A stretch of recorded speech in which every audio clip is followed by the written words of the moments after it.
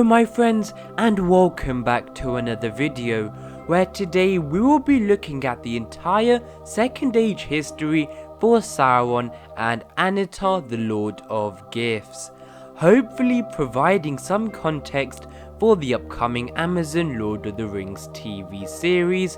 Firstly, let's cast ourselves back to the end of the First Age after the War of Wrath, where Morgoth, the first Dark Lord, is defeated and sent into the void,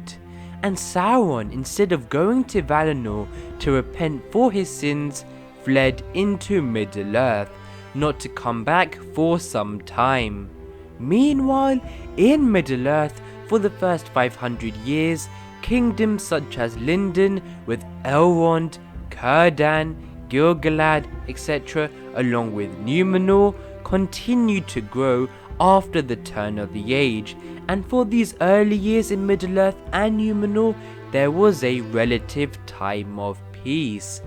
until the year 500 of the Second Age, where Sauron, after years of hiding, returns in the east and secretly corrupts the men and casts them under his following. He started to slowly build his power back up in the east, but not to the level where it could be perceived as a threat from the west. And this is the case as Sauron's re-emergence isn't recognized until nearly 400 years later in 882 of the Second Age, where Gil-Galad sends a letter to Numenor through Aldarion, who sailed back to Numenor and handed the letter to his father and king Tar-Minelder. The letter notified the king of Numenor about a new shadow arising in the east and the re-emergence of evil, and Gil-Galad himself was certain that it was a servant of Morgoth, but not sure who. The aspect of Numenor and the Númenóreans intrigued yet worried Sauron as the island kingdom continued to grow in power and might, so in response, in the year 1000 of the Second Age, Sauron decided to leave the east and instead go to Mordor to fully consolidate his power that was being built up since his re-emergence in Middle-earth around 500 years earlier, and in the end of all this also begun the construction of BARAD in Mordor. Sauron's next plan of action was to target and corrupt the elves, and here is where we leave Sauron for a bit and cast ourselves over to the year 1200 of the Second Age to Annatar, the Lord of Gifts, an emissary of the Valar, and Annatar journeyed to the kingdom of Lindon and sought an audience with Gil-Galad, the High King of the Elves. Correctly though, Gil-Galad, along with the wisdom of Elrond, rejected Annatar from entering the kingdom of Lindon and meeting the elves, as they did not trust him. Therefore, he was cast away, but Gil-Galad nor Elrond still knew who Annatar truly was. However, Annatar did not stop or give up here, and instead set his eyes onto Eregion, and especially Ost in Edli, the capital of that kingdom, which included the great Imradain, who were the craftsmen, and then their head Celebrimbor. Eregion and Celebrimbor, unlike Lindon, openly accepted this Annatar, the Lord of Gifts, as they were in awe of his craftsman techniques and the magic he possessed. Annatar taught the great Imradain and Celebrimbor these craftsmanship and ring-making skills and knowledge to the point where their creation skills were unrivaled. Hence, in the year 1500 of the Second Age, when the great Imradain, thanks to the help of Annatar, reached the very height of their power and knowledge and begun the forging of the rings of power. However, soon after their creation, Annatar vanished, to the surprise of the Eregion elves and Celebrimbor. This was because Annatar wanted to tread his own path, as finally his plan could get into action, as in the year 1600 of the Second Age, in the Pharazon pits of Mount Doom in Mordor, Sauron forged the One Ring, which could take control of all the other rings of power, bar the 3 elven rings. During this moment, Sauron openly revealed himself as being Annatar all along, and that he has consequently deceived the Eregion elves and Celebrimbor into doing his bidding, whilst at the same time Sauron had completed the construction of Barad-dûr finally. Everything seemed to fall into place for the Dark Lord, except one thing. Back in Eregion, amidst all this chaos, Celebrimbor secretly forged the 3 elven rings, which weren't made with the support of Sauron, so technically the One Ring did not have control over those, as it didn't have the taint of Sauron. These rings were sent into hiding, and once Sauron came and demanded these 3 elven rings, the elves refused, carving the path to war. This war in fact being the war of the elves and Sauron, and thus this came to pass with Sauron completing his defences first of all through the construction of the Black Gate and rallying his armies and forces of orcs, trolls, easterlings, Southrons, who he was able to corrupt earlier on in the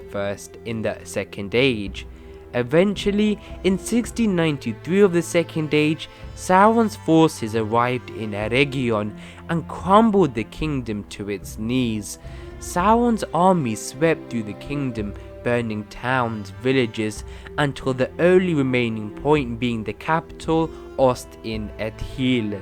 There was a standoff at the city between Celebrimbor and the Great Imodrain and Sauron's forces, which resulted in decimation for Celebrimbor, who was killed and his body latched onto a banner and rallied by the orc armies. Meanwhile, back in Lindon, Gil-Galad viewed this peril and recognized that easily him and Lindon were next. He had sent a relief force to support Celebrimbor earlier on in the war, which was headed by Elrond, but it unfortunately arrived too late, and instead there was only one option Gil-Galad had left: to call for aid of the Númenóreans. The Númenóreans, after hearing word of Middle-earth's perils, accept the elves' call for aid, and soon enough Númenórean ships headed by Curiata arrived on the coasts of Middle-earth, and the fleet went up the river Gwathlo, and Sauron's armies were attacked up the rear and utterly routed and defeated at the Battle of the Gwathlo, where the Númenóreans destroyed Sauron's armies. Sauron himself was only just able to escape and fled back to Mordor to regroup. In the end, he lost the war, but he had successfully destroyed an entire kingdom of Eregion, and the arrival and the colonialization of the Númenóreans soon occurred after this defeat. So just like before, Sauron went down south and grew his empire in the east of men, whilst the Númenóreans did the same but in the west. The corruption of the elves though proved unsuccessful, so instead Sauron focused on the race of men, and especially the Númenóreans, who were much easily corruptible than the elves, and gave 3 of the rings of men to 3 Númenórean lords, 1 ring to Khamûl, the Easterling king, and 5 to other men spread across Middle-earth. By 2251 of the Second Age, the men who had received these rings of power faded into ring wraiths. So, let's skip a few hundred years to around 3262 of the Second Age, where Sauron continued to be a nuisance in the east and gradually started attacking Númenórean port cities in the west, and he was renowned as quote, King of Kings and quote, Lord of the Earth. At this same time, the Númenóreans had grown prideful, and Ar-Pharazon, after hearing this and having Sauron be renowned as these such great titles, decided to send a fleet to Middle-earth and yet again defeat Sauron and his forces. However, Sauron, after realizing that defeating the Númenóreans through open combat would seem quite impossible, he thought the only way he could truly defeat them is through within, which is why Sauron openly allowed himself to be taken as a hostage back to Númenor. Now, in the Island Kingdom, he quickly grew from prisoner to the advisor of the king, who was Ar-Pharazon. Through this powerful position, he seduced the king and the peoples of Númenor and told them to worship the darkness and hate the Valar, and especially Melkor, the first Dark Lord, which began the establishment of the cult of Melkor in Númenor, where sacrifices were made and the temple was constructed after the White Tree was cut down.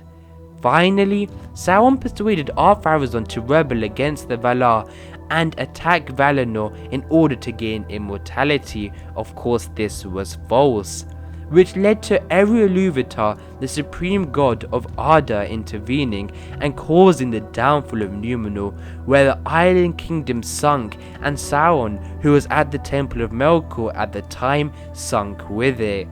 and his body was destroyed but his spirit endured. Finally, we have the events of the Last Alliance, where Sauron returned to Mordor in around 3320 of the Second Age and gained a fair form again, and due to this Númenóreans and elves formed the Last Alliance of elves and men, with Gil-Galad leading the army of the elves. Of course, there was a subsection army which had Oropher.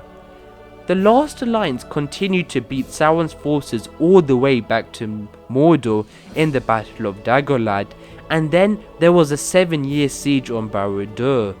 After this long siege, Sauron had enough and decided to come out and fight, and he consequently killed Gil-Galad and Elendil in 2v1 combat, but Isildur famously cut the ring from his finger. Sauron, again a spirit, was unable to return to a physical body for a long while.